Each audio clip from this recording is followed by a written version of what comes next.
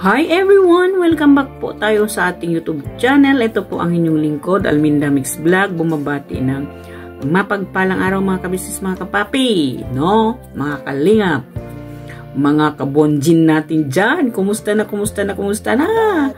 Oy! Nag-overload. Kilig na naman tong dalawang to na para namang tuko kung baga hindi na magkahiwalay-hiwalay o magkadikit daig pa yung tuko eh.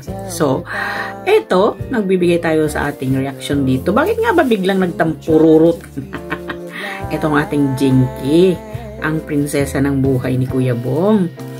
Nagtampururot ito at nagsumbong kay Mrs. Kabisnes. Ano nga ba kaya yung nasabi nitong Kuya Bong natin? Ano? Well, mga kabisnes, mga kapapi, bago natin yan umpisahan, ako'y nagbabakas sakali hindi pa kayo nakasubscribe sa aking munting bahay, baka pwede pong pakisubscribe dyan, pindot ng subscribe button at ng notification bell para updated tayo lahat sa aking mga nire-reaction ng video sa kabisnes at sa Papadins TV at sa Kabisnes Family at gayon din sa ating mahal na Kalingap Rob, Kuya Bal Santos Matubang at Ate Edna Vlog. So, okay mga kabisnes, mga kapapi, no? Ito ang nakikita natin dito sa dalawa na napaka-sweet naman, no? At ang daming natuwa talaga, ang dami talagang kinilig, no? Tingnan po natin ang comment section diyan kay kabisnes, no? Napakasarap napakasarap basahin dahil nga talagang tuwang-tuwa sila kay Jinky. Minahal nila si Jinky, no? Mahal na nila si Jinky. Dito kaya ikaw Kuya Bong, no? Para hindi ka namin katusan, umayos ka. Yun nga, bakit nga ba biglang nagtampo itong at ang prinsesa ni Kuya Bong na si Jinky? At ay nabanggit ata nila,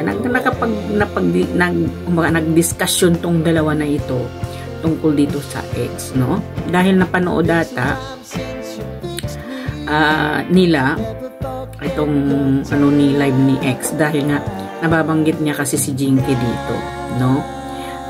At itong pinag-ano ni Jinky na dito kay Kuya Bong na sana ay hindi na niya panoorin kasi nandyan na si Jinky.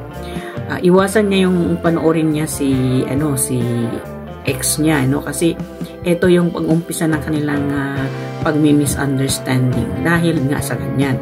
Tigas din tong ulo ni Kuya Bong, sarap katusan eh. So well, no, nakita natin nagtampo at nagsumbong nga ito kay Mrs. Kabisnes na si Kuya Bong daw ay nagsabi mas mahal pa niya itong si ex. So ayaw na pinayuhan at nagalit nga ng bahagya. Hindi naman totally nagalit si Mrs. Kabisnes, ay pinagsabihan lang niya itong si Kuya Bong na ayusin niya yung pag-aano niya kay Jinky kasi mahirap nga talaga namang humanap ng katulad ni Jinky na matino at walang anak, no? Alam naman natin itong si Kuya Bong mahilig manligaw sa mga may anak na, yung mga single mamba na walang asawa, may anak. No? So yun nga, pinayuhan ni Mrs. Kabisnes ito si Kuya Bong na ayusin niya. Sinabi niya na kumbaga, mahal kung sino talaga yung mahal ni Kuya Bong. Obviously naman talaga, mahal na mahal ni Kuya Bong itong ating Jinky, ano? Kasi nga yan, magkasama kahit saan magkadikit, no? Dahil pa nga ang tuko eh. Ayaw na mapaghiwalay, no? So, yun nga at pinaliwanag at ang sinasabi ni Mrs. Kabisnes, huwag nang intindihin at huwag magbasa ng mga komento. Siguro, may mga naririnig o may mga nababasang komentong hindi maganda itong si Jinky, no? At kumbaga, pinupush pa rin kasi ng mga side ni itong si ex-girlfriend ni Bong na ipupush pa rin nila na si Bong ay kay Clareng. Sorry po.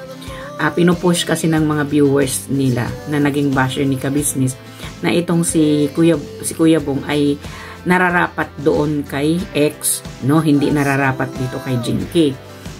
Siguro nabasa ni Jinky yun na mas mahal pa ni Bong itong si ex kaysa dito na nandito na si Jinky, no? Syempre, no, bilang isang girlfriend na talagang ano tawag dito, magre-react ka talaga, no? Lalo na't marinig mo na mahal niya pa rin yung ex niya na nandyan ka na, no? Siguro parang na-open lang itong kaunti si Jinky na sinabi, pinaliwanag naman ni Kuya Bong, hindi ko na mahal si Mata. Pag makamata, wagas eh. Ikaw na yung mahal ko, di ba? Di ba? Hindi pa ba tayo satisfied doon? No! Di ba? Mga kachika, mga ano natin dyan, kachismosa natin dyan eh. Diba? Sapat na sa atin yun, no? Andyan na, nakita na natin, napakasweet nitong dalawa. Kulang na lang langgamin, diba?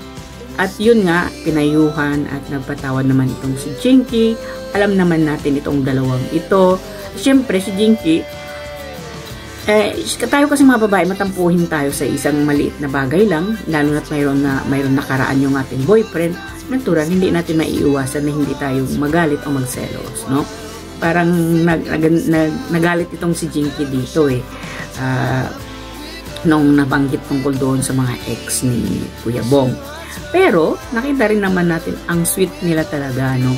Hindi mapaghiwalay ng kahit sino man itong dalawang ito, no? So well, no? Yun nga, at nakikita natin na maayos naman at okay naman. Okay talaga silang dalawa, bagay na bagay, at mahal na mahal nilang isa't isa, no? At doon nga, nang papunta sila doon magpagupit, at si kabisnes pa nga ang ginawa nilang driver nila, no? So, at nakita natin sa gitna, nandun yung kaswitan nitong dalawa, si Jinky at saka si Kuya Bong. Ang kulit naman talaga. Nung first time pa lang na dumating si Jinky dyan, hindi natin makikita na sweet siya, no? Na parang naiilang pa siya. Pero ngayon, todo talaga naman yung pagka-care at pagmamahal ni Jinky dito kay Kuya Bong. Baga, walang kaartehan, no? Talagang mahal na mahal. Pinakita niya talaga kung gaano niya kamahal si Kuya Bong, no? Dito siguro, no, sa ganitong sitwasyon na pag-aano nila Bong at saka ni kasweet-sweetan nitong dalawang ito, ay siguro napaabot doon sa kanyang ex. Kaya yung ex naman naggagandalait sa galit, diba? No, wala nang magawa, huy, diba? Move on na, diba, mga kabisnes, mga kapapi? Dito tayo, no? At ito ang masasabi natin. May petsa na po ang kasal ng Bonjin. Ang kasal ng Bonjin is February 14, 2025. Yun, no? So, stay tuned tayo, mga kabisnes, mga kapapi. Yun ang sinasabi ni Jinky. Abang-abang lang po tayo, no? Kung ano yung ganap sa kasalang Jinky at Bong. Naku, malapit na. 3 weeks na, 2 weeks more than na lang, di ba? Andyan na, kasalan na, di ba? So, kumbaga, mas minarapat na ganun, no? Alam naman natin itong dalawa na ito, hindi na magkahiwalay.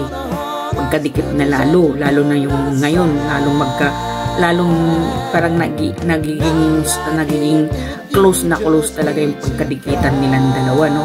Ayaw na talagang maghiwalay, di ba? Alam naman natin yan. Nakikita natin sa mga vlog ni Kabisnes kung paano sila ka-sweet at kung paanong tratuhin ni Jinky itong si Kuya Bong, no? Bilang isang Kuya Bong sa buhay niya, no? At nakita natin talaga yung kaswitan at kabaitan ni Jinky, kung paano niya tinanggap ang pagkatao at buong pagkatao ni Kuya Bong, no? Magpasalamat tayo, may isang Jinky na nagmahal kay Kuya Bong at handang isakripisyo ang kanyang buhay dahil sa pagmamahal niya kay Kuya Bong. No, how sweet naman. So mga kabisnes, mga kapapi, hanggang dito na lang ang ating natutuwa at nakikilig ako, na napanganga ka, matatawa ka, at lalong-lalo na pag andyan si Kabisnes at saka yung si Intoy, ay ewan ko lang, kasama sila Jinky at Bong, na lagi na lang tayo nakanganga, no? So well, mga kabisnes, mga kapapi, dito kay Jinky at kay Bong, congratulations in advance. Wish you a happiness, no, sa inyong pagsasama. So mga kabisnes, mga kapapi, hanggang dito na lang ang reaction video. Maraming salamat po sa inyong panonood. Huwag pong kaligtaan na i-subscribe, comment, share, likes at